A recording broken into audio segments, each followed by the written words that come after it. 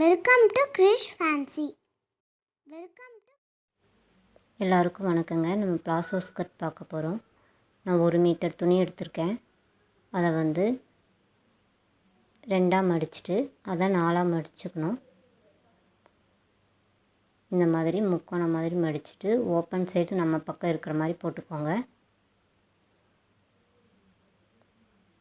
இடுப்பு அளவு வந்து சுற்றளவு நான் வந்து 6.5 இன்ச் எடுத்திருக்கேன். 6.5 இன்ச் எடுத்திருக்கேன். கீழே இறக்கம் வந்து நான் 14 இன்ச் எடுத்திருக்கேன். ஒரே அளவாக எடுத்துக்கோங்க. சுற்றியும் எல்லா பக்கமும் அதே 14 இன்ச் எடுத்துக்கோங்க சுற்றளவு. இது சேம் அம்பர்லா கட்டிங் மாதிரி வரும்.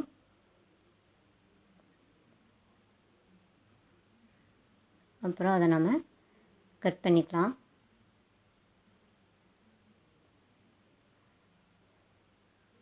நாம் அங்கே கீழே வந்து 2.5 இன்ச் எடுத்திருக்கேன்.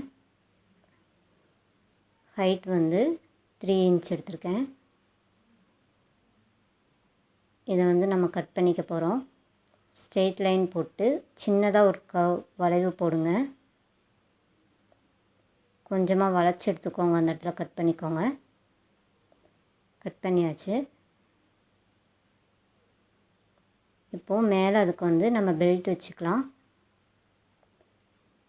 இப்போது நாம் அதை ஸ்டிச் பண்ணிக்கலாம்.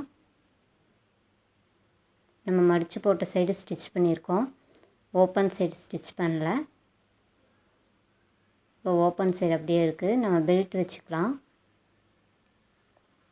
பெல்ட் வந்து மேலே வச்சுட்டு அதுக்கப்புறம் உள்ளே மடித்து அடிச்சுக்கலாம். பாருங்கள், இந்த மாதிரி மேலே வச்சு தைச்சிக்கோங்க. அப்புறமா உள்ளே மடித்து பெல்ட் அடிச்சுக்கலாம்.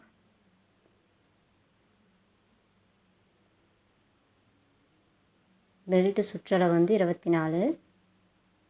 பெல்ட் அடித்தாச்சு. இப்போ ஓப்பன் சைடு வந்து நம்ம ஜாயின் பண்ண போகிறோம். பெல்ட்டு ஸ்டிச் பண்ணதுக்கப்புறம் ஓப்பன் சைடு நம்ம ஜாயின் பண்ணிக்கலாம்.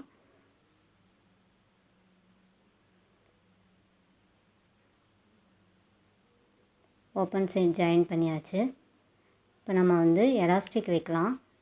எலாஸ்டிக் வந்து நான் 19 இன்ச் எடுத்திருக்கேன்.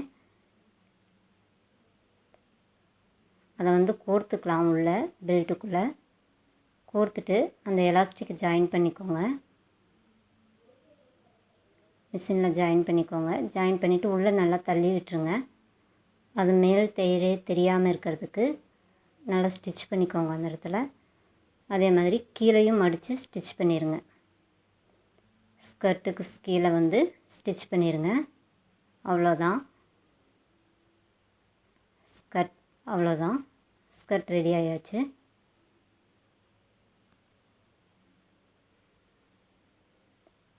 தேங்க்யூ. Thank you.